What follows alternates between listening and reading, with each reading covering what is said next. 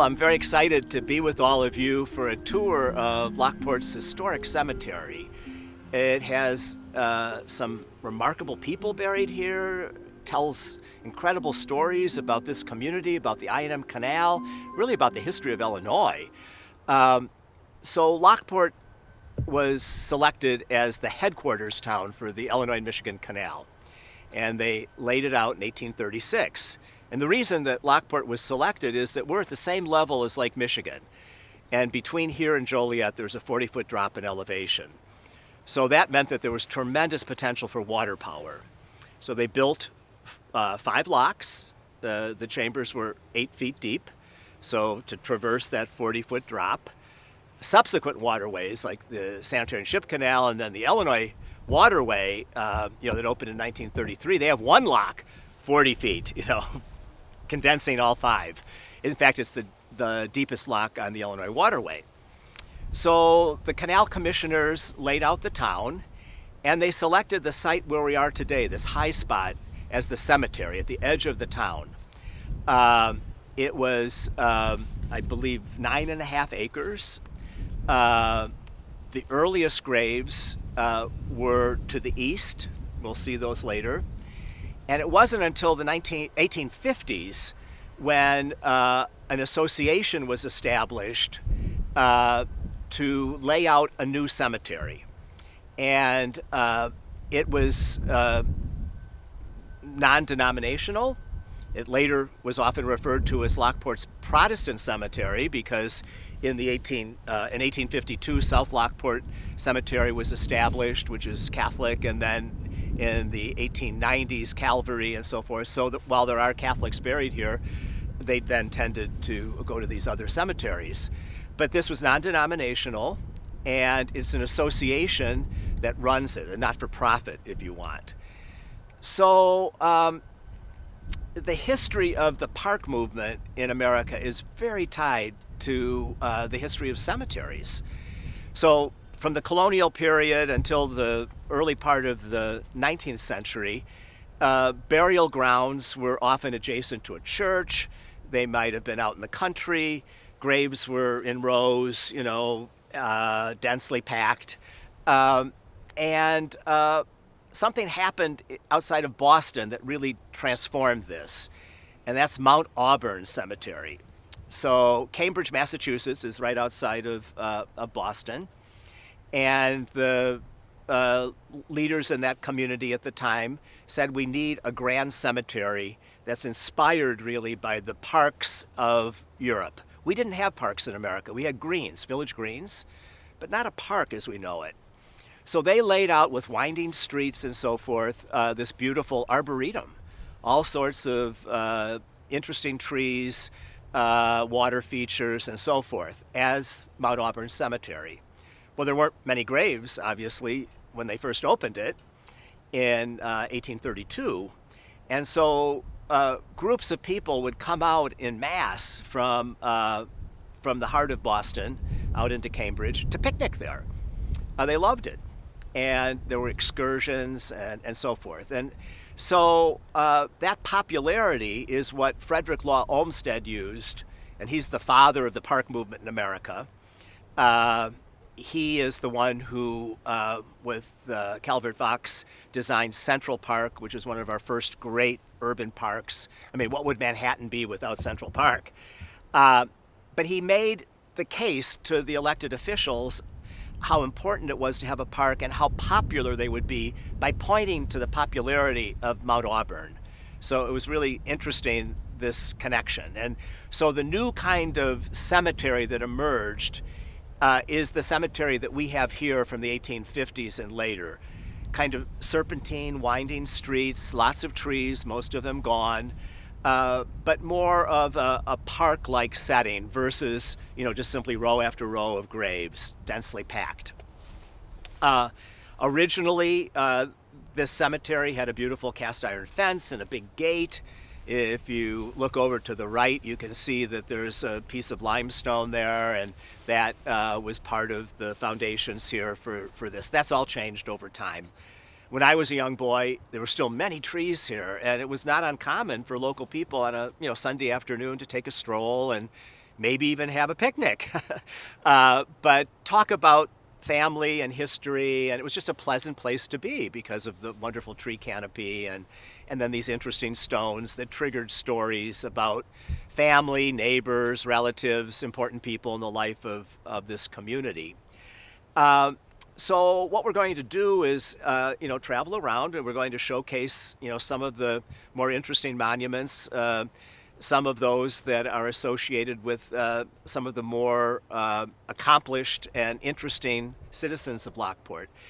But one thing that you'll notice is that the monuments here are made out of various materials, and we'll talk about that in a minute.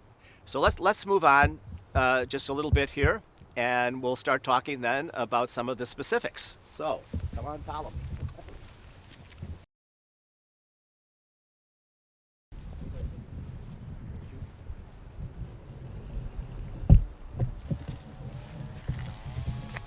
So, a 19th century park or garden cemetery, rural cemetery as they're often called, these arboretum-like places, are really wonderful time capsules that reflect so much about American society in the 19th century.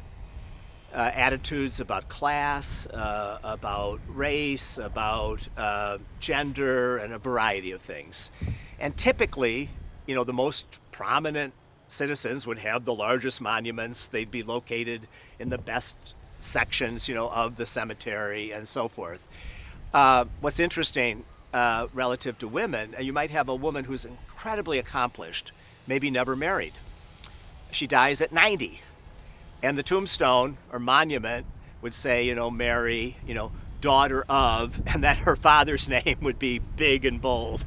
So again, just all these kind of interesting attitudes and values and how, time changes things and our understanding of it. But these were also the first places in America where you could see sculpture. We didn't have museums, or very few. And so the monuments, some of them were carved in Europe and brought here. Others were made locally or in other parts of the country and shipped. And they reflect a lot of the revival interest in the 19th century in styles. We had the Greek revival, the Gothic revival, the Egyptian revival. And this, would be seen in architecture and design, furniture and so forth, but also reflected here. So, for instance, if we look to the right here, that's the monument to George Gaylord and his family. Now, it looks like it's brand new. Why? It's made out of granite. So granite is a very hard material. Many of these monuments were made out of marble, which was seen as very prestigious and desirable, but also very vulnerable to air pollution. And of course, we had an oil refinery here, a lot of bad air. So much of that marble has deteriorated, whereas the granite looks like it was put up yesterday, and that was installed in the 1880s. If you look at the stone little wall around the family plot, those are coping stones. And many of the family lots had them. Sadly, in the 1970s, many of them were ripped out to make it easier to cut grass, and that was really tragic. But that stone is our dolomitic limestone, our local limestone. So 420 million years ago, this was a shallow inland sea that extended all the way up to Niagara Falls. We were more or less at the equator. And this limestone that we see, in Central Square and many of our churches and houses, that's used extensively in Chicago, the Water Tower, our state capitol, is the bottom of that shallow sea. These were the critters. It was it was the coral reefs and the skeletons and so forth. So as they're digging the canal, in the first section, they're cutting through dirt, basically. But as they got closer to Lamont, they started hitting the bedrock. Well, this limestone was very popular in upstate New York because they had quarries there. It was the same stone, the dolomitic limestone. And they were shipping some of it into Chicago to build some of the more prestigious buildings. And this is in the 1830s. And then they hit it here. They said, well, my gosh, this is the same stuff, you know. So Lamont, Lockport, Joliet became a very important center for quarrying. You know, the railroad came through. The canal obviously was an important vehicle for shipping this. And the stone, you know, is used extensively in our towns. Here is that stone. But you look at the stone behind or some of the others, and that's the marble. And if you look to my right, there's a very interesting stone, which one can see over here. And that is the monument to John Heck. He was a canal contractor and a local businessman. His beautiful limestone house is kitty corner from St. Denis at 13th and Hamilton.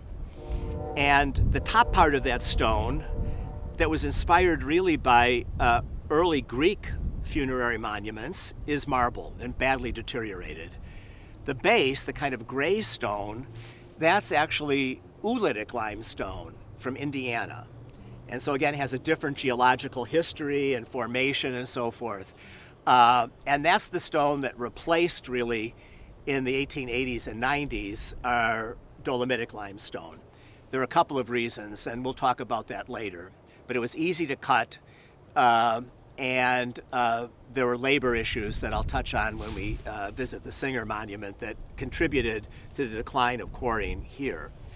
But that stone has some interesting geometry. You know, look at how it's sort of these blocks, you know, narrowing up and so forth. And if you look around, you'll see other stones. There's the Butler stone over to my right here. Same kind of thing, you know, this geometric form, and we'll be looking at others. Many of those stones were carved locally. Nancy Bruce Crilly has done a marvelous job in the 1998, 99, around there. She did a comprehensive inventory of all of the monuments here. What an incredible record that we have now. And she also documented that in some cases, now they're wearing off, but you can see the maker of the stone is marked. There was a William Hills from Joliet, for instance, but there's an earlier one, Ledger Hills, who was a Lockport native.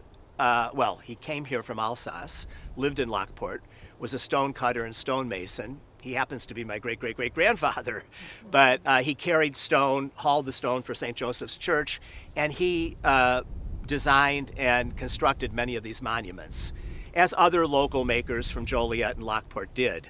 But these distinctive, you know, stones that we'll be pointing out really are unique to Lockport and very, very special. Well, let's talk a little bit about George Gaylord, because his story is quite amazing. He was born in 1820 in upstate New York. So many of our early settlers here, connected with the canal especially, came from upstate New York, from the western parts of New York, what they called the burned over region. And he initially, he came to Warrenville in 1839. He was a teacher. He got involved in blacksmithing. This was typical of so many of our early settlers. They were jacks of all trade until they kind of found their niche and figured out how they're going to really establish themselves, you know, in a serious business. So in 1847, he came to Lockport, and he started a dry goods store. He got involved in the grain business, I believe also quarrying, but for a period of time owned a building that we today call the Gaylord Building. And the oldest section of that was built by the canal commissioners as a warehouse for construction of the canal. It anchored one end of this 2-block long area called the Public Landing. And that's a unique feature in all the canal towns along this 100 miles of the I&M Canal. And so for those of you who may not know, I mean, it's called the Illinois and Michigan Canal because it connects Lake Michigan with the Illinois River 100 miles below. We're at a continental divide here, actually. And so the waters of the Calumet and the Chicago rivers and other streams emptied into Lake Michigan, and the Great Lakes ultimately emptied into the Atlantic seaboard. Whereas the Illinois River, the Des Plaines rather, is a tributary of the Illinois, and then the Illinois, a tributary of the Mississippi, takes you down to the Gulf of Mexico. So Native Americans for millennia recognized that this was a strategic location, this kind of subcontinental divide for trade and commerce. That's the reason why Chicago exists. After the Battle of Fallen Timbers in Ohio in the late 18th century, there was a treaty with Native Americans and the new nation that set aside land for a fort at the mouth of the Chicago River, Fort Dearborn, and also a section of land, a strip of land for the construction of this waterway. So it was something that was envisioned really as far back as the 17th century. Father Marquette and Louis Joliet were the first Europeans of record to travel through this area. And after discovering the Mississippi, they were on their way back to Canada. And their Indian guides said, well, you know, there's a shortcut. You can take this big river, the Illinois, and it'll take you to a smaller one, you know, which is the Des Plaines. And then there's a marshy, swampy area, you know, called Mud Lake. And you go through that and you'll get to the Chicago River, and that'll take you to the Great Lake, to Lake Michigan. So they recognized back in 1673 that a canal could be built. And they felt it'd be a relatively short, you know, just a few miles long. They came through in the rainy season. Had they come through during drought, you know, late fall or whatever, far different, because prairie rivers were very shallow. They were braided with islands, not these kind of channels that we have today with trees on either side. In large part, the beavers were what kept that kind of landscape going. So ultimately, the canal was, you know, almost 98 miles long. We think of Chicago as a canal town. We should think of Chicago as a canal town. We think of it as a railroad town. And of course, it is this major transportation hub and entrepot, but it was first the waterways. And that's the reason that Chicago was laid out in 1830 by the canal commissioners. And Lockport played such an important role then in 1836 as the headquarters. Archer Avenue followed the old Potawatomi Indian Trail. That's why it winds through the forest preserves. You know, when you see a road in our part of Illinois that's not straight as an arrow, you know that it's following an earlier Indian path. And it was a stagecoach route. Colonel Archer was one of the commissioners of the Illinois-Michigan Canal. There was a little bit of a hint of scandal in that he owned some property along the route of it and so forth, but that's Illinois, you know. And so anyway, Lockport then became a very important center. The Will County Historical Society, which is the canal headquarters, it functioned for a period of time as a state bank, but it was also the land office. So if you wanted to acquire property, you would do it there. And the way the canal was paid for was that the federal government gave to the state of Illinois, to the Canal Commission, alternate sections of land.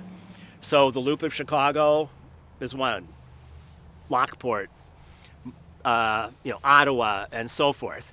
And platting towns there, as we did in 1836, and selling lots, that's how you generated the revenue to construct the canal. So George Gaylord very much got involved, you know, in this town because it was a very important center, and he became quite successful. He ultimately was a member of the state legislature, and he also chaired the committee on canals. He had a large family, and many of them did quite well. Two of his daughters, especially, married rather successful and very prosperous people. One of them is married a Smith, and that's the mausoleum immediately behind me. And her husband actually came from upstate New York as a young man here to Lockport. He went on to Chicago and was one of the founders of the Board of Trade and very successful. Interestingly, the Board of Trade was established in 1848, the year the canal opened, because of the canal. Suddenly all this grain was coming in. And we had to figure out ways to ship it, to transport it, to keep it, to invest in it. And so previously, you'd have gunny sacks of wheat and corn and other grains, and it would be, Farmer Smith's or Farmer Jones or whatever, and they were all kept separately. But with the huge volumes of grain that were coming in from Illinois, the prairie state, which became one of the breadbaskets of North America, still is, the volumes were huge. So the Board of Trade was established to trade in grain, and grain elevators were established. And one of the first is the Norton Building, which we'll talk about a little bit later with the Norton family. The idea there is that we would commingle all of this grain, and based on its quality, you'd rank it, and I don't know exactly what the system was, but, AAA or AA or whatever, B, I don't know. And you get a certificate, you have so many bushels of grain, and it'll be commingled into the grain elevator. And so Gaylord got very much involved in that, among other things, and was quite successful. So, as I mentioned, one daughter married Mr. Smith, and they lived in Chicago. They had 2 children who sadly died as young adults. I think cholera in one case, maybe tuberculosis, I've forgotten now. They were world travelers. They were especially interested in China and Asia, and developed a wonderful collection of porcelains and textiles. Much of that now is at the Field Museum and also at the Art Institute. But when they died, they wanted to come back to Lockport, and so they're buried here in this mausoleum. Another daughter married Thomas E. Donnelly, and Richard R. Donnelly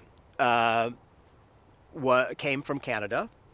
He was a printer of religious texts and Bibles, and he started a publishing company in Chicago, which became, over time, the largest publishing company in the world. He had 2 sons, Reuben H. and Thomas E. Donnelly.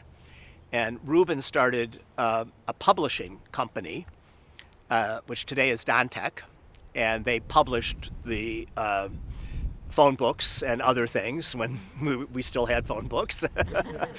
and then his brother remained the head of R.R. Donnelly Printing, and they printed them. So he meets George Gaylord's daughter, and they marry and live in Lake Forest. And one of their sons is Gaylord Donnelly, named after his grandfather. And Gaylord was a great business and civic leader in Chicago, a great conservationist, someone who was a tremendous mentor and supporter of my work in conservation. And when he knew his mother was from Lockport, of course, his family, and he'd stop here every year, check out the graves to make sure they're being well maintained and so forth. He didn't know that his grandfather owned for a period of time the Gaylord Building.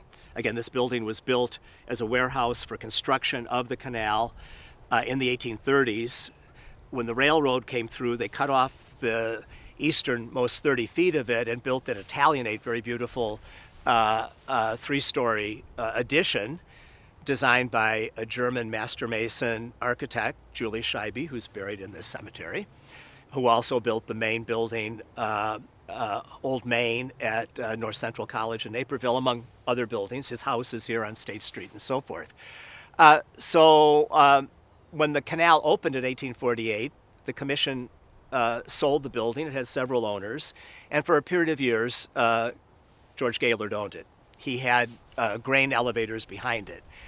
So Mr. Donnelly, Gaylord Donnelly, didn't know that his grandfather owned the building, and I told him. He said, I'd like to see it. At that time, it was pretty derelict. It was used as a plumbing supply warehouse, but not very active, kind of landlocked, not well maintained. It had been converted into a lock factory in the 1890s, and they added a 2-story brick addition over the oldest part of it, which was seriously compromising the integrity of the building from a structural point of view and so forth.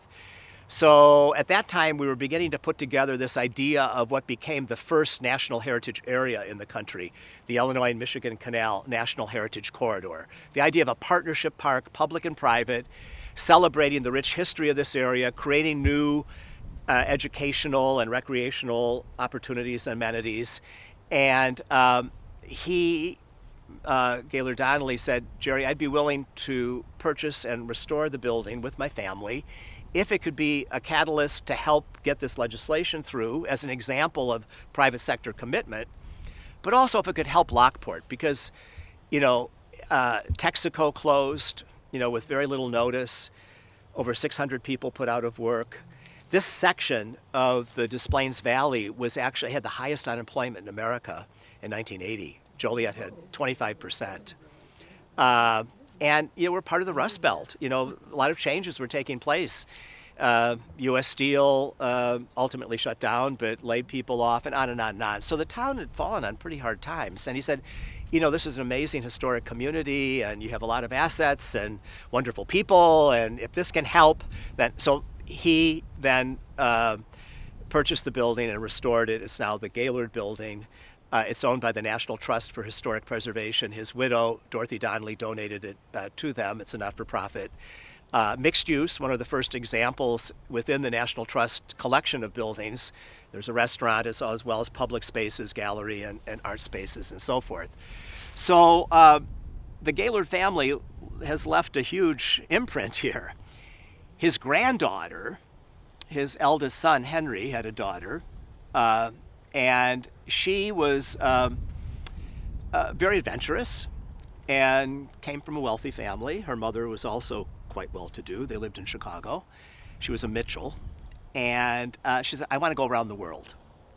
So as a young woman, she, on her own, takes off for the West Coast.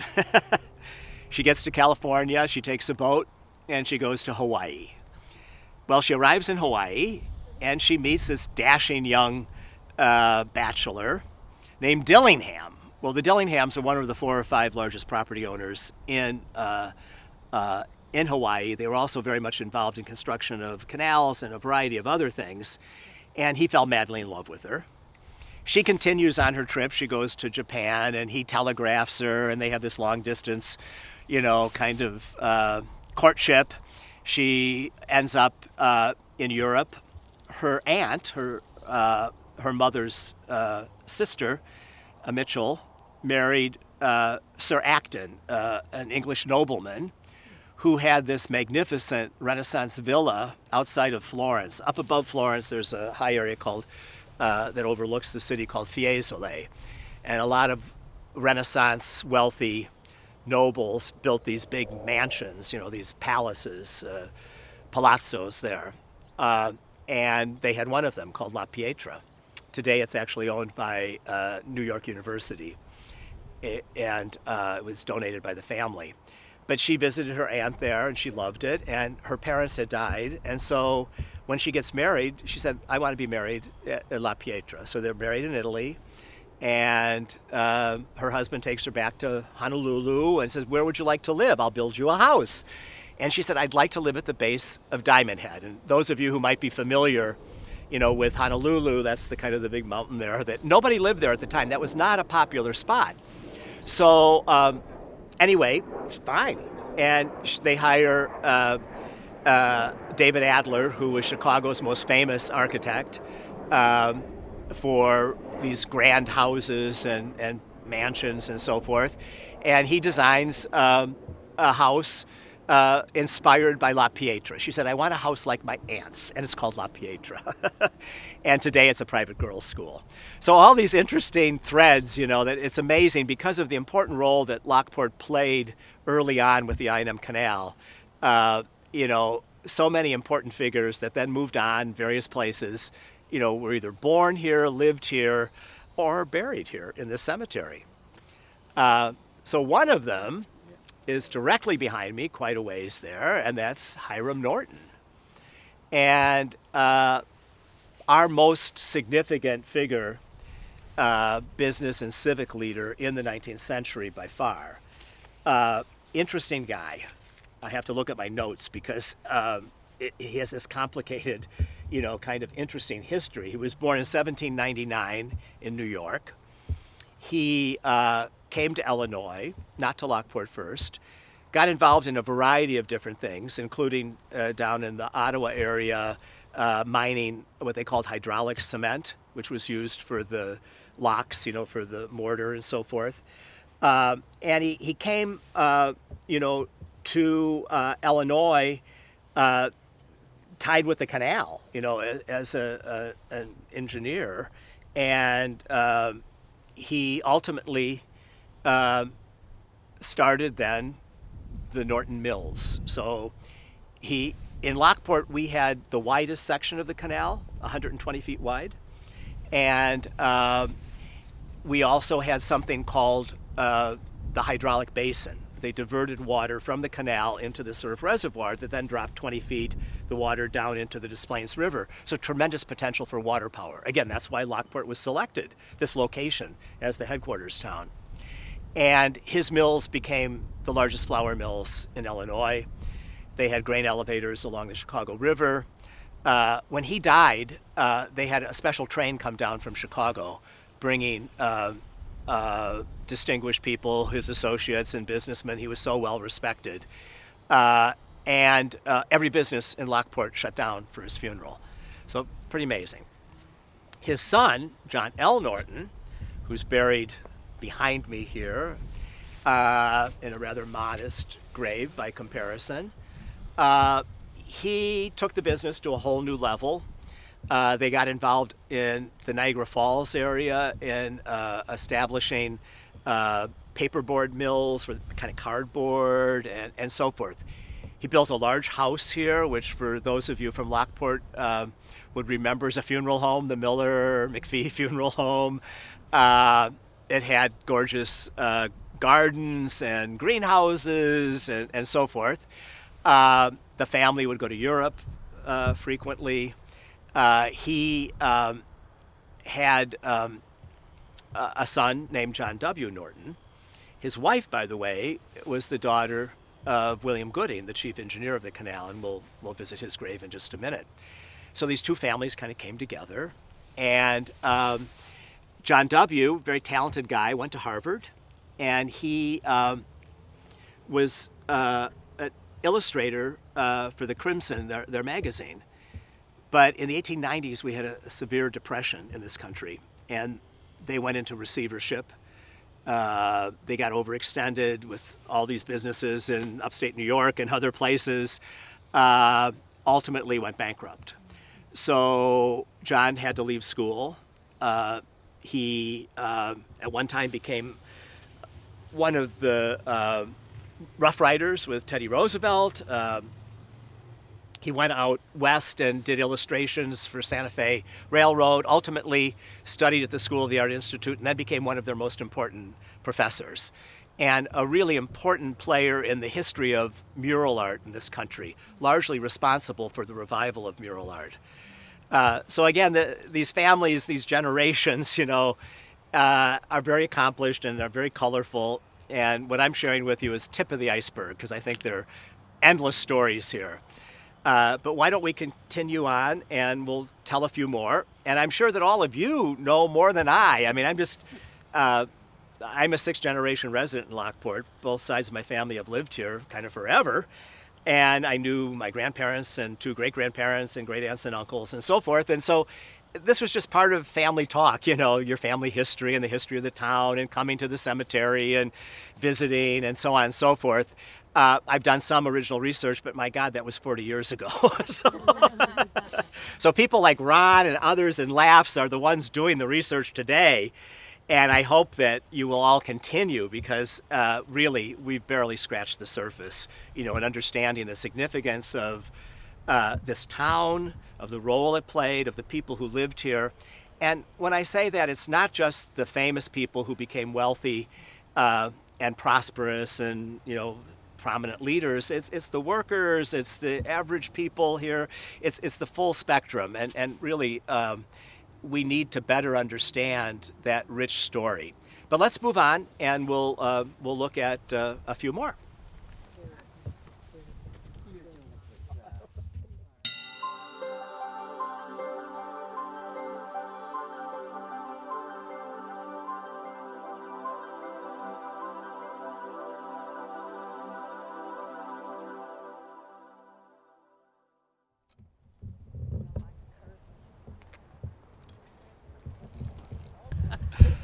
Okay, so I mentioned, in the 19th century that because we didn't really have much history here, Native American history, extraordinary, but we sort of ignored it and we forced everybody out and obliterated much of it.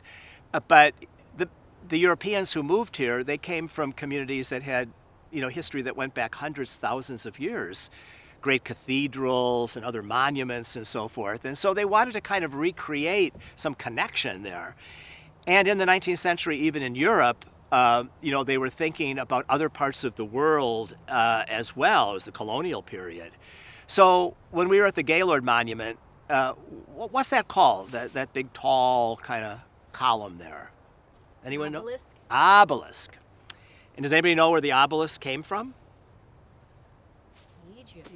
Egypt. Now I know somebody thought Rome, and you're right. I mean, if you look at pictures or visit Rome and see the great Piazza San Pietro in front of St. Peter's, in the Vatican City, what's there? Obelisk. Other parts of Rome as well. There's Cleopatra's Needle along the Thames in London and so forth. Well, these were all brought there from Egypt. And of course, Egyptians really celebrated death in such powerful ways and life after death, the pyramids, the embalming of them, and the sphinxes and so forth. And so Egyptian style was very much tied to death, to memorialization and so forth. So if we look to my left over here, you see another obelisk, and that's William Gooding. Now,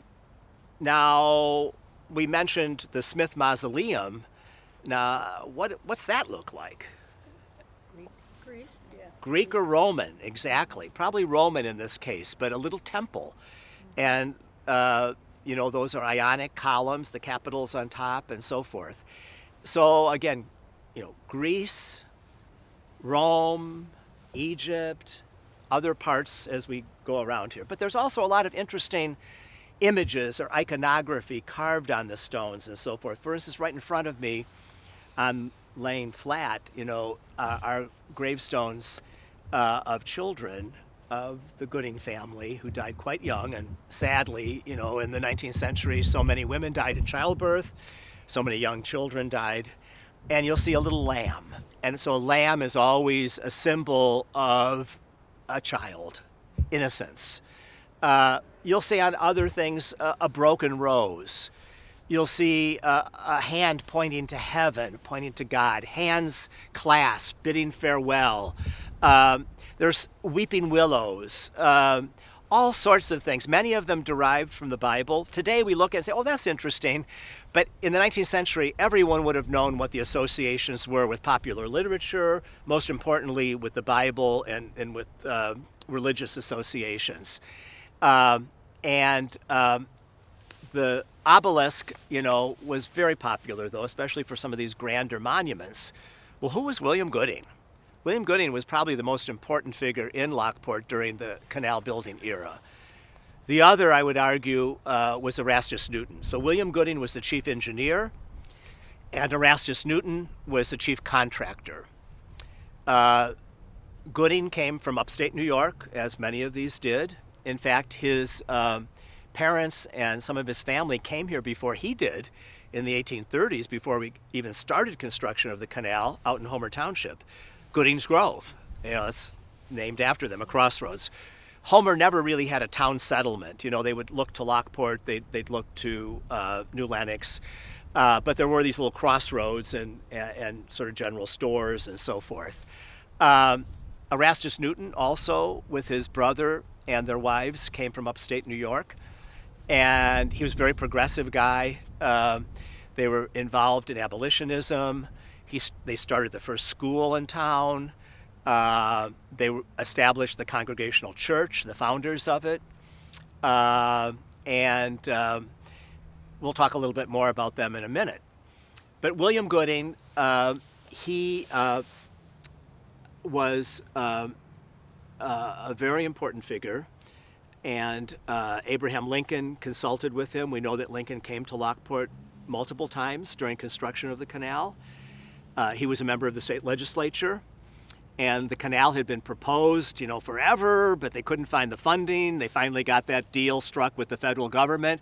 But as they were about to begin construction of the canal in 1836, a few years before, railroad was coming in already. And they said, legislators in Springfield said, well, shouldn't we maybe change this from a canal to a railroad? And Abraham Lincoln argued persuasively that no, a canal is far more democratic, small d, obviously, here. But anybody can put their boat on. Whereas if a railroad, you got to have a big engine, whatever. You have to be a mogul of industry. So he was successful in getting the state, to continue the plan, building a canal. It was started in Chicago, in Bridgeport, July 4th, 1836. It opened in 1848. When it opened, Lincoln had just finished his term in the House, and he was coming back to Illinois. They went through the Great Lakes and then took the I&M Canal. He wanted to. It was finished. He was very proud of it and had visited here during its construction all the way down to LaSalle, Peru, and then stagecoach, back to Springfield. So we know he stayed in the Gooding home, or at least visited. That house has been moved. Berta Ogren moved it out on Farrell Road. It was across from Central Square at the corner there. And his daughter then married John L. Norton.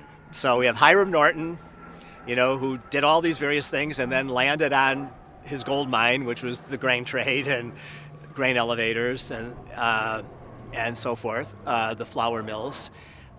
His son marries then the daughter. And so interesting kind of interconnections. In the case of Newton, in 1842, they stopped construction on the canal. We had another huge financial crisis in 39, and it lasted for a number of years. And so people stopped buying land, and that's how you were paying for this. So all these towns that had been platted, like Chicago, suddenly there wasn't much activity, no money coming in. So ultimately they shut down construction of the canal. So Newton purchased 270 acres at the edge of town, right across the street here from the cemetery, at Madison, 7th Street, and then going out.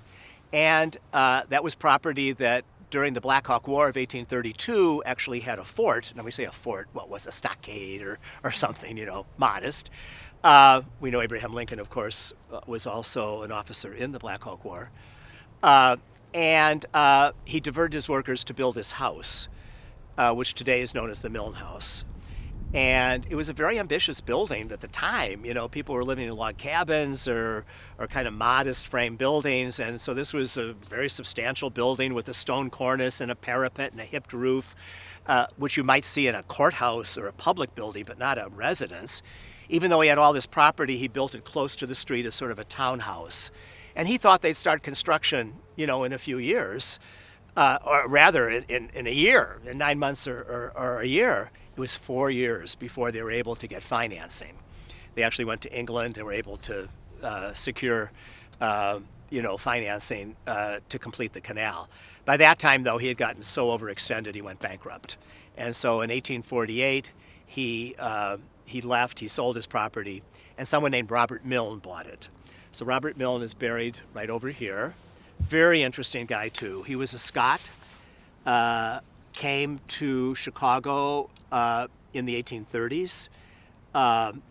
He got involved in one of the first lumber companies, Milne and Ferguson. He came to Lockport to open a branch of that. He was also a master mason. And so he got the contract to build the first 5 locks on the canal. So he moved here. He was married out where the jewel store is now. That was the Mess farm. That white marble obelisk down the road here is the Mess Monument. They were Scots. There were several Scottish families who settled here. They were very close. And he and his wife were married there. And he bought the property. He called it Kelvin Grove after an estate in Scotland near where he grew up, outside of Glasgow. And in the 1850s, he went back to Scotland and brought shorthorn cattle back. And shorthorn cattle were very desirable because they were good both for meat and for milk. And he started a large dairy and was a very progressive farmer, and actually wrote a book about innovation in agriculture and so forth. In 1867, right after the Civil War, he was made a trustee of the I&M Canal, and very interesting guy. Also belonged to the Congregational Church, and he and his family were also very much involved in abolitionism and this progressive movement that was really centered with the Congregational Church and so many of these New Englanders here. And his family then continued to live here. They had Milne Brothers Dairy, delivered milk and wagons and so forth, and then ultimately developed the Dairy Dome, which I remember as a boy, at the corner of 7th Street and Madison, and it was sort of an ice cream parlor, Art Deco, wonderful thing. After World War II, his grandchildren decided to subdivide the farm and make one of our first subdivisions, Kelvin Grove, again named after the property, and that Milne Grove School, which is right across the way, they donated that property. They also donated property for the new Congregational Church on Route 7. And Erastus Newton was instrumental in getting the canal commissioners to donate a bell to the Congregational Church. So the Gladys Fox Museum is the original is the original Congregational Church, built in 1839. We believe it's the oldest masonry church in the state of Illinois. In the 1880s, there was a fire, not our Great Fire of 1895, but a fire, and the front of it burned. And the front was this classic Greek revival, porticoed, big white steeple and a porticoed, porch on it, like you'd see in New England, across from the village green. So when Lockport was laid out by the canal commissioners, there were two public spaces. There was the public landing, this 2-block long area, from the Norton Building to the Gaylord Building, from 8th to 10th Street, which was kind of a market area, if you want. No other canal town had it along the I&M. And again, we had the widest section also of the canal. And then they also laid out the town square. No buildings on it. In the 1850s, they built a school. That school burned in our Great Fire, August 10th, 95. A new school was built, and that's another story. So, we mentioned that these monuments, some were made locally, some were imported, some were made in Joliet, but I wanted you to kind of get a feel for these local stones. And so if you look over here, the Baldwin stone, that's very much like the Hex stone or some of the others that we've seen. The base, again, is the Oolitic limestone, the Indiana limestone. The top is marble. It had that kind of urn on top, which is broken off. And it actually is marked by the maker, L.E. Hills, Lockport. So Ledger Hills, I mentioned before, came from Alsace. And he, was a mason and a carver and did a number of these stones. I'm not sure that he did all of them, but they're very similar in style. And once you start looking, you'll see, and we'll look more closely at some of them, some of the characteristics, that you see that are really very special to Lockport because they're unique to us. Why don't we go down a little bit further here? We've got a question. Yes. Yes. Could you tell us about Robert Millen's 2 Austrian pines he planted in the front yard? Yeah. So in 1848, Robert Milne bought the Newton house. It had 8 rooms. It was a rectangle, very tight, 4 on the ground, 4 on the top, and it had a detached kitchen, like you'd find in the South. Milne tore that down, added some additions. By 1865, the house was pretty much the way it looks today. But in 1848, the year he bought it, he planted 2 trees, husband and wife trees, Austrian pines. And sadly, the Robert Milne pine, planted in 48, the year the canal opened, was cut down just this past year. It got a disease called Diplodia tip blight. And it was treated for 30 years, but ultimately, and especially with climate change as well, these pine bark beetles came in and so forth. And so great horned owls were nesting in it. I mean, it was possibly the largest Austrian pine in the state, but because it's not native, there were no records of that. But a magnificent tree, and so it was cut down. The wood is actually being aged and hopefully used for furniture and other things. We're doing what they call cookies, slices of it, so you can see all the rings and so forth. You can make a table or whatever out of it. The wife tree, which is to the north, which still stands, that tree died, the original tree, at about 1900, and they replanted it. So that's a second generation, but it is one of the two husband-wife trees. Sometimes they call them peddler pines, wedding pines, whatever, but it was not uncommon. If you travel around the Midwest, you'll see an old farmhouse and you'll see two big old pine trees in front. Typically, they were a husband and wife tree. Yeah. Yeah. Sure. Also, right behind you here is a child's grave. And that's quite interesting. It had a lamb on top, which is gone now, and so forth. But it's almost like a cradle, or enclosure with the marble. And so again, so much of the interesting iconography and the carving and so forth here is deteriorated. We haven't maintained them well. We've thrown away stones that were topped over, sadly. So that's kind of a fragment of what it was. But, there was just this very rich, it was like an outdoor museum in some ways, and told so much about the people who were buried there just by the design of the monument itself. But why don't we move on down here? We're going to go to look at the Singer Mausoleum and hear about John Lane, who was also one of Lockport's early, really significant figures who revolutionized agriculture.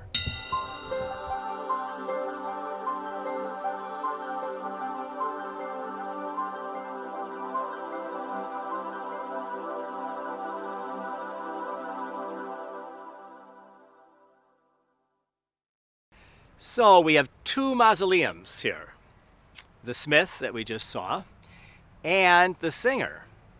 So this really is connected to a fascinating story. The Singer family in the 1830s came to Lockport, and one of them was Isaac Merritt Singer of sewing machine fame. This is way before he got involved in sewing machines. He actually patented a drill that was used for quarrying of the stone. He was an actor, and he acted in Chicago under the stage name of Isaac Merritt. And then went on, obviously, with his sewing machine to make a huge fortune. Now, he did not invent the sewing machine. But what he did, he figured out how to make it accessible to farm families. So a sewing machine was rather expensive, and most farmers couldn't afford, to write, the one check to pay for it, in one fell swoop. So he came up with the installment plan, and that revolutionized it, and that across the country, Singer sewing machines. I've done a lot of volunteer work in Southeast Asia, and I'll be in a little village, in Cambodia or in Burma, and there's a Singer sewing machine. So it was really quite amazing. His nephew, Horace, who's buried here, moved to Lamont, and he got involved in the quarrying business and became one of the largest owners of quarries, probably in America, but certainly here in the Midwest. And in the 1880s, the working conditions for the quarry workers were abysmal. Long hours, terrible pay, no safety precautions, and so forth. There were efforts to try to unionize. They went on strike.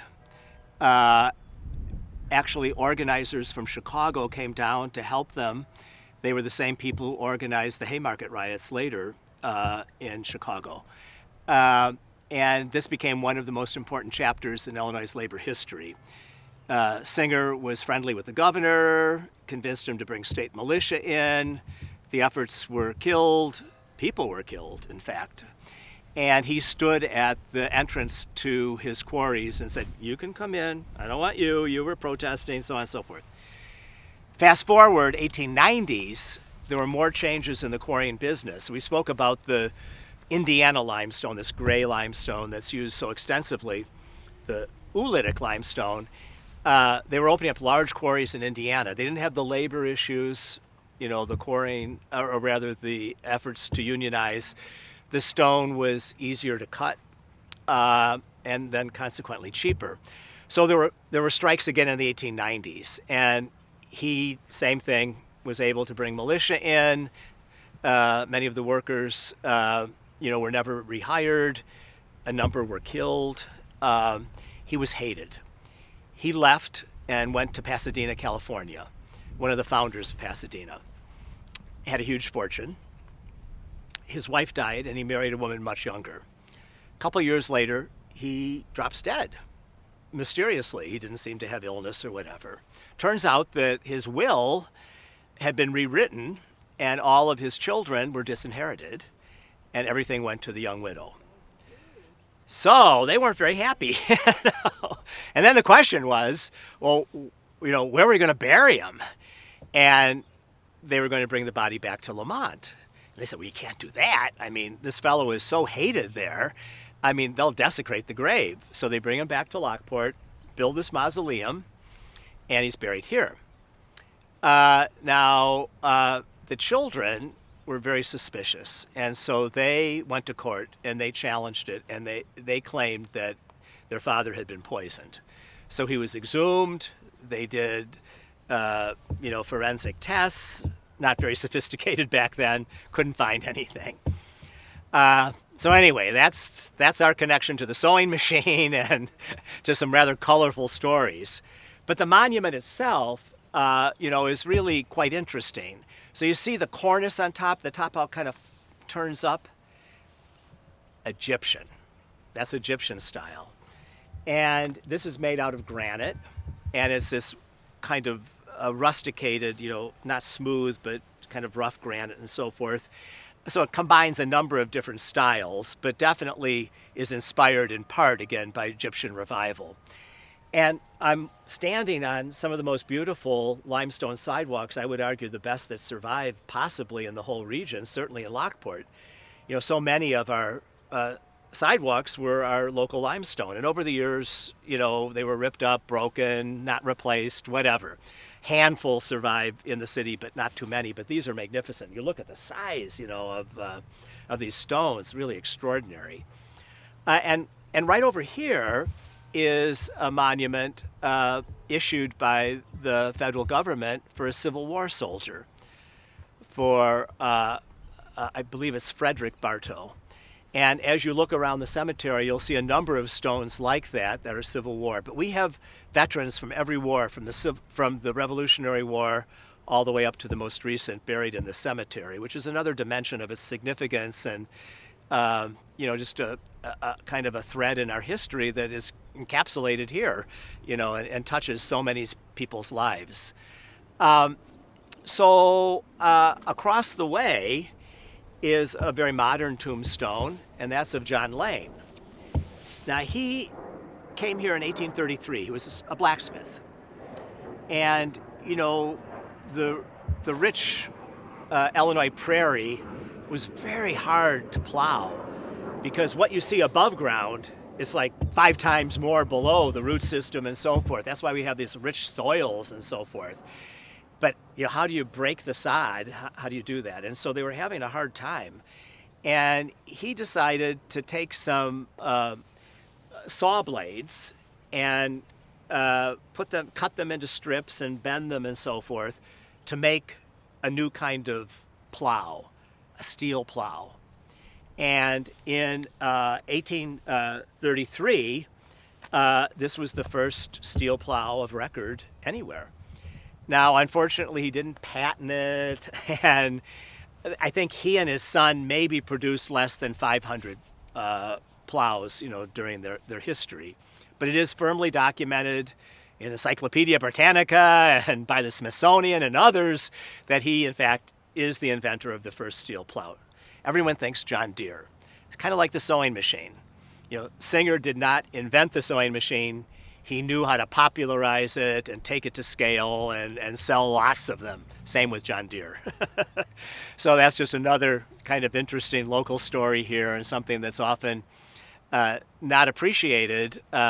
and again, when you ask someone, who invented the plow? John Deere. Nope, John Lane. So remember that one.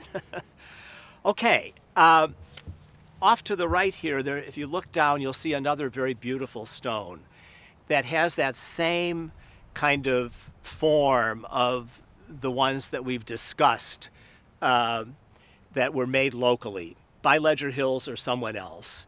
But it's in the best shape of all of them, and just the geometry of it, there's an elegance to it. It's really quite a wonderful thing. And so that's just another great example of the many local stones here, many of which have not been well maintained, sadly, and we're losing them. So let's go on down to the oldest part of the cemetery. We think that the earliest grave here probably dates from about 1839. And remember, the town was laid out in 36. They indicated this was the area for a cemetery. The cemetery, we know, with these kind of winding streets and the many trees that once were here and so forth, was not developed until the 1850s.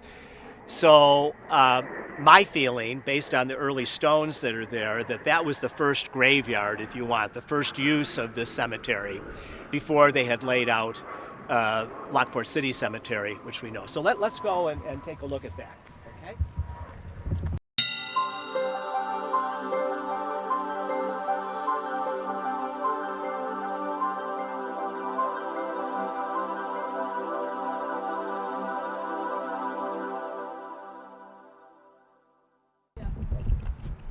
So we're now in the southeast corner of the cemetery, and I believe that this is actually the oldest part of the cemetery.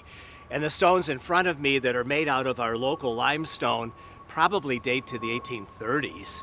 One of them that has this kind of scroll top, that's a classic design of the 18th century, the 1700s. So if you go and visit cemeteries out east, you'll commonly see stones that look like that. When in the 1830s, they were not doing stones like that. So my hunch is that these early settlers who came here, and maybe they wanted a stone like their parents or grandparents, or bringing back or bringing here memory of where they were. But those are very, very significant stones made out of our local dolomitic limestone, very fragile. Unfortunately, they've spalled. They've been hit with lawnmowers and so forth, but very special. There are 3 of them there, and then there are several others scattered around. And these big oaks that we're under, we're at an ecotone here, and so west of the Des Plaines is where the great prairies were, and the prairie fires would burn, and they'd go down into the valley and be put out by the river. Here's where the forests of the east met, and so Lockport was heavily forested. It was a savanna as well. There were open areas, with trees and then more dense forests. But that's why it was so attractive as a hunting and camping ground by Native Americans. And then ultimately, why it was selected here too, I think, in part, obviously the elevation, that was the driver. But it also, offered wonderful water and great trees and open fields and so forth. So we're right now at the family plot of Joel Manning, and he came to Lockport in 1836, the year the canal was begun, and he became the first secretary of the board, and he was highly respected. There were all sorts of scandals, sadly, again, it's Illinois, but with the construction of the canal and various things that, funds misappropriated and so forth. He was always seen as just a stellar leader, highly principled, very ethical, and he actually invested in a lot of real estate in Chicago, buying up lots. Maybe he did that in part for payment. I don't really know, because they give canal scrip and you could buy canal land then. But in any case, he invested in, and he, became quite successful. So this is a lovely family plot because it still has the coping stones, surrounding it, as so many of the original family plots did. And again, there are a handful that survive. You'll see the tombstone right in front of me here. Jane says, wife of E.G. Saltonstall and daughter of Manning. So again, the male definers there. You have to have your husband and your father. But Saltonstalls were very early colonial figures, prominent in Massachusetts, governors, members of Congress, and so forth. And so it's that old New England family. But so many, again, especially the canal workers, came here, or I shouldn't say the workers. The workers were largely Irish, as we know, and worked under horrible conditions. And many of them settled here and were paid with canal scrip, and they bought land and then stayed. But the engineers and the kind of officials and so forth, many of those were Yankee types, New Englanders, as I mentioned, so many that came from Western New York State. And this is a good example of that. So we're going to go over now to a very interesting group of tombstones. A family, again, a pioneer, early family here, but whose graves were moved here. And so let's go over there and take a look, okay?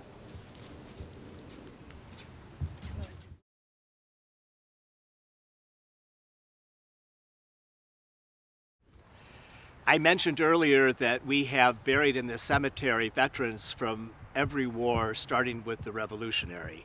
And right in front of me, there's the Collins family lot. And the patriarch was, in fact, a soldier in the Revolutionary War.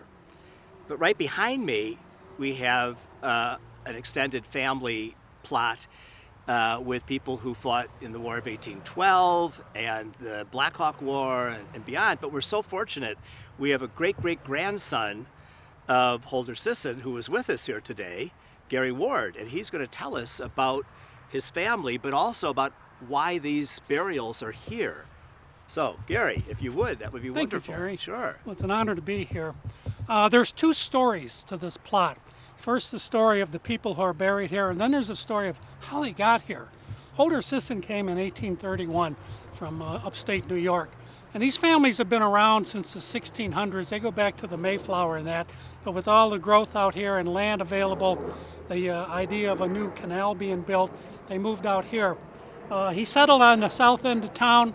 The Sisson addition of Lockport, if you're familiar with Lockport, Lawrence Street Division and West Street, it became part of Lockport in 1868, the Sisson addition.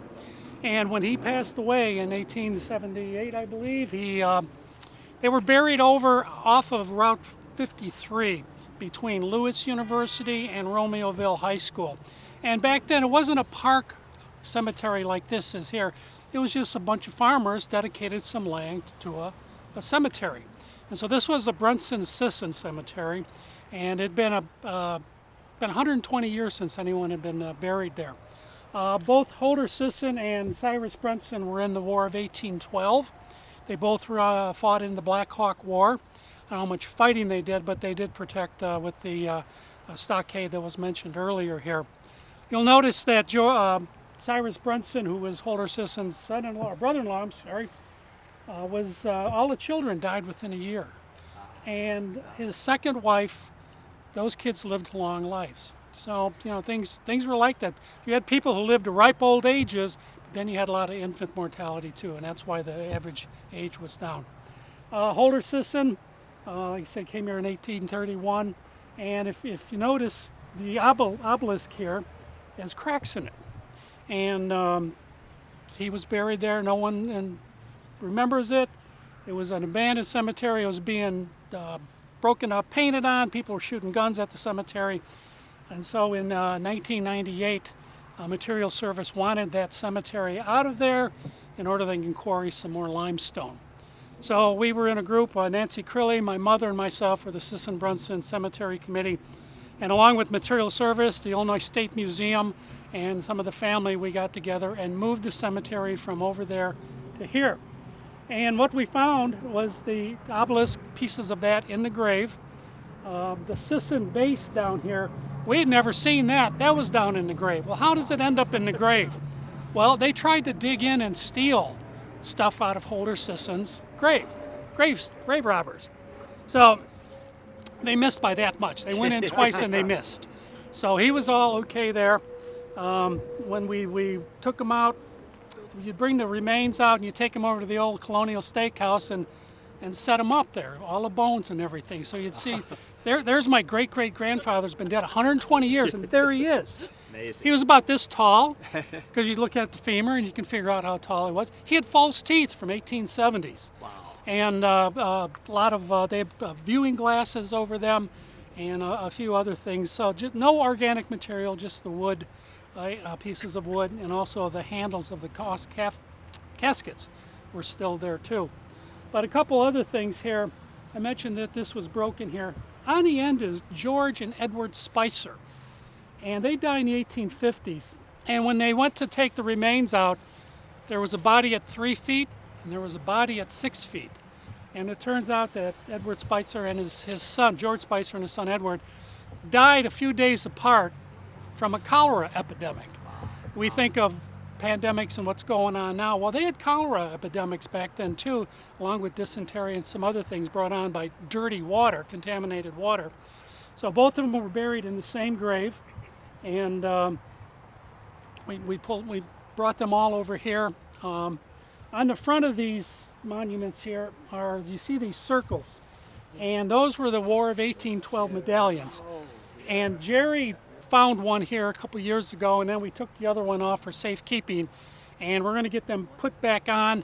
It's too cold to do that now. Yeah, you got to clean everything off the monument, and then find out adhesive to hold them back on here.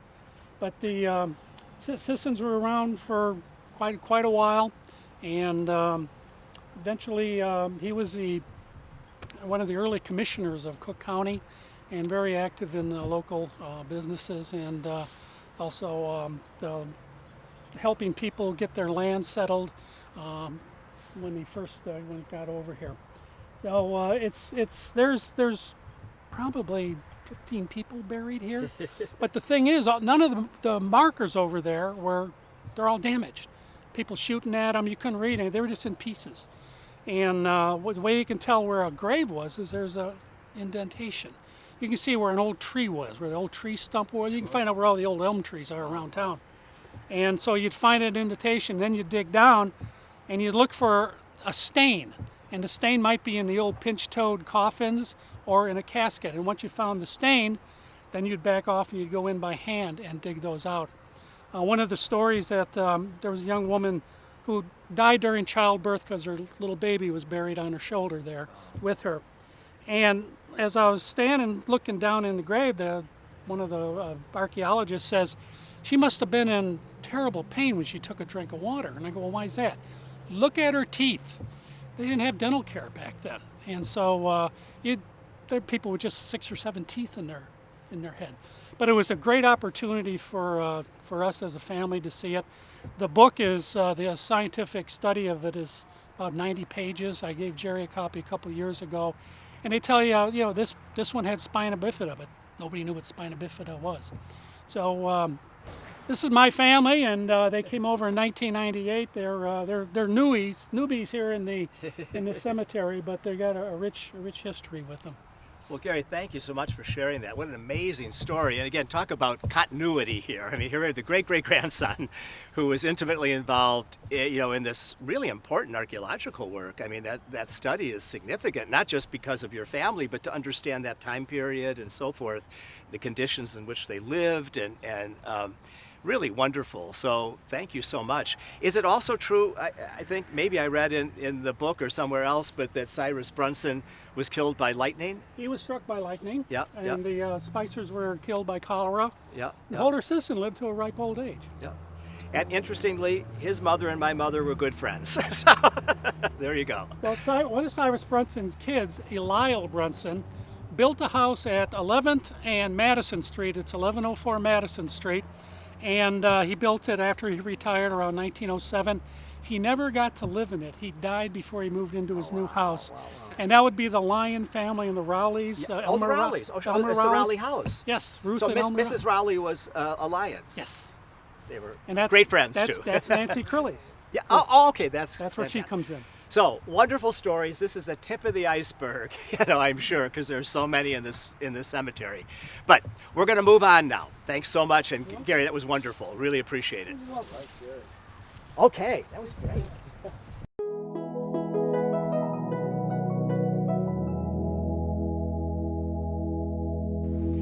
So when this cemetery was laid out, this park or garden cemetery in the 1850s, we didn't have automobiles, obviously. So people had carriages.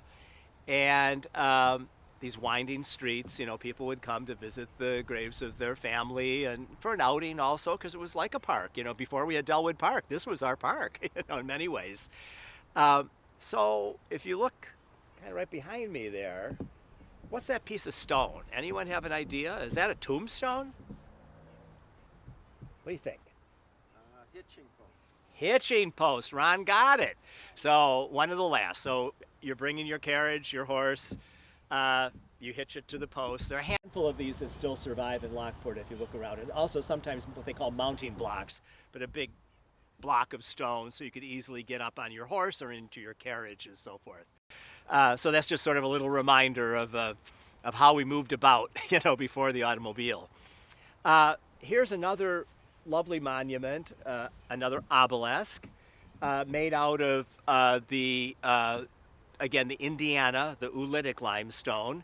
This is Peter Sager, and I believe his son is the one who started Barrow's Locks, which was in the Gaylord building. Started in the 1890s. They put a 2-story brick addition above the older 1830, the oldest section. That lock factory was bought out by Yale, and they moved to Waukegan. In front of me, that beautiful pink granite obelisk, and all of the pink granite stones. I believe that granite comes from Vermont, if I'm not mistaken. So that is the Boyer family plot. And Mr. Boyer was a very interesting guy. He came from Pennsylvania in 1837. He came to Chicago. And 39, he comes to Lockport. He got a contract to work on some of the construction of the canal. But 5 years later, in 44, he goes to Galva, Illinois. He's there for 6 years, and then he says, well, I'm going out to California, the gold rush.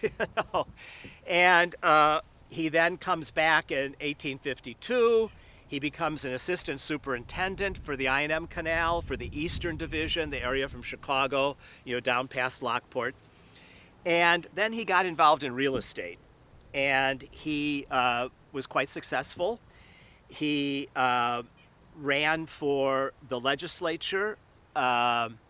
He married, actually, the daughter of Armstead Runyon. And so there were a handful of early settlers here, including Holder Sisson, I believe, that was called Yankee Settlement. And my great-great-great-grandfather, James Ritchie, was one of them, Edward Poor, Armstead Runyon. There are a handful scattered about here. Most of them, from out east, and they called it Yankee Settlement. So it's before Lockport. And so Armstead Runyon, who was just north of the present downtown, Runyon Park, which is a forest preserve. There's a small family cemetery there. He lobbied the Canal Commission to say this should be where Lockport is, but they decided to move it a little further south, and so they laid out the town. He then went on to California, and his daughter went out to visit him shortly before he died, actually. But the Boyers bought one of the 2 canal commissioners' houses.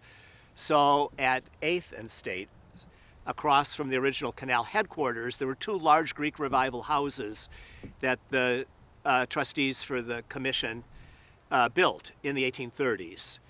The corner, which the Boyer family purchased, was a half a block. It had a stone wall around it. It was really quite lovely. The other was a quarter block, and the other quarter of that block faced onto 9th Street, so they wanted that for commercial lots. But local citizens said, well, why are taxpayers paying for these big houses for government officials? So they were sold.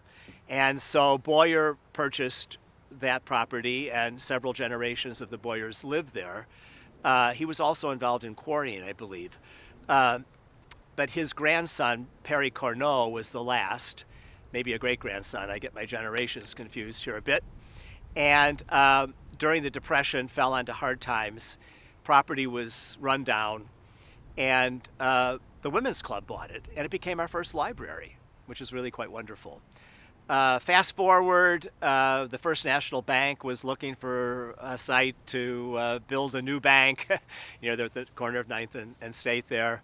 My family ultimately purchased the other house. My great-grandmother lived there. When she passed away, her daughter, my great-aunt, lived there alone into her 80s, and the banker kind of convinced her to sell. He said he wanted to restore it, and he went to the library board and convinced them to sell, and tore both down and built a new bank and the new library behind. But that really gave birth to the historic preservation movement here in Lockport, because the library was beloved. Generations of people went there and had this lovely, garden and grounds and this big old house, and so a very important chapter, in that history. What I'd like to do is just move on a little bit further here, or we can look at it from here, and that's the grave of possibly the most significant figure from the 19th century buried in this cemetery, and his name is Ichabod Cotting. And Ichabod Cotting was born in New York. He was very interested in religion. He became one of the leaders, really, in the anti-slavery movement, a major abolitionist. He went and got his degree, as a minister. He was an itinerant. His sermons and lectures and writings had a huge influence on Abraham Lincoln. He's right up there among the top abolitionists who had a huge influence, people like Frederick Douglass and others. Not well known, obviously. And he had churches in Wisconsin and Illinois and Iowa, but he was the pastor of the Congregational Church here. And so when he died in Baraboo, Wisconsin, they brought the body back and he's buried here. But his archive, his writings, his sermons and so forth are at Swarthmore College in Pennsylvania, outside of Philadelphia. And again, a figure that had huge impact and about which we know very little. And you ask the average Lockport person, did you ever hear of Ichabod Cotting? And say, well, Ichabod Crane maybe, but who's Ichabod Cotting? And so we have a lot to do to kind of tell the amazing stories, of the people here in Lockport.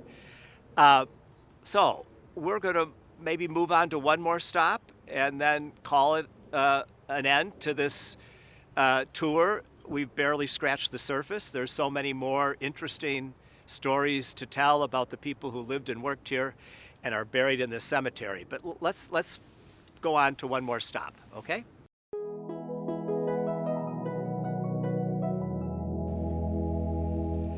Well, right behind me is the Fidament family plot.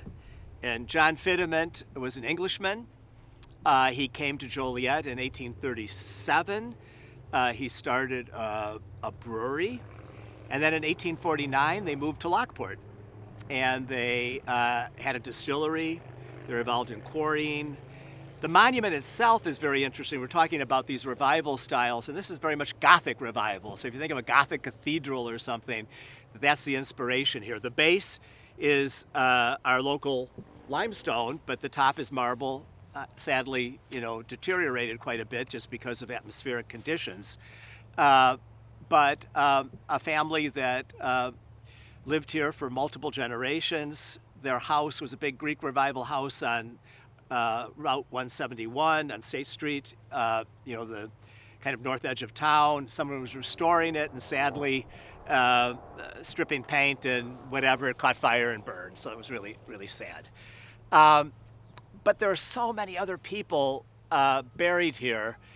The lives of workers, of teachers, of people of all ethnic and religious backgrounds that we haven't even touched on. There are a couple I want to mention, though, who are, again, nationally, if not internationally significant. And one of them is the Reverend John Lee. He's buried in the newer part of the cemetery here. But he is referred to as the religious liberator of Peru, Ecuador, and Bolivia. And he really fought for both civil and religious liberties there and is revered in those countries because of that. The colonial history was such that the conquistadors and so forth, the Spanish colonialists required that everyone be Catholic. You couldn't be married unless you were married in a Catholic church and so forth. And so he challenged all of that and was successful, in getting these civil and religious liberties established in those countries. Another is Edward F. Worst. He was the first director of industrial arts for the Chicago school system, which was revolutionary at the time. A colleague of Jane Addams, got involved in Hull House and so many of the other reform movements. But most importantly, he was responsible for the revival of mural art. Of weaving in this country, and Penland School of Crafts, which is quite famous in North Carolina. He's really responsible for that school in so many ways. The founder had his book, Foot Power Loom Weaving, and invited him to come down, and every summer he would go there, and around him all these classes were formed, and the main building there is the Edward F. Worst Crafts House. So extraordinary figure, who also was very active, for instance, doing art programs with inmates at Stateville, all sorts of creative things. When Norton Mills shut down, when they went bankrupt, many of the workers there were Swedish from the southern part of town. He helped them get jobs doing weaving, making bayberry candles and other kinds of crafts, but a figure of national note. And then off to my left over here is, which we pointed out earlier long distance, is the grave of Hiram Norton and his family. His grandson is buried there, John W. Norton, John Warner Norton. And I had mentioned before, how he went to Harvard and the family had problems and so forth. But again, a huge figure in the world of art. And there are just so many others here. So I guess my closing is, please get involved. We need to protect and restore this treasure that we have here. Many of you have family buried here now, and maybe you yourselves will be buried here, let alone the historic people. It needs to be cared for. It needs to be restored. We need to do more history and research on it as well, because it's something that's terribly significant for Lockport, but I would argue for all of Illinois, and certainly the Canal region. So thanks for coming along with me, and look forward to future tours.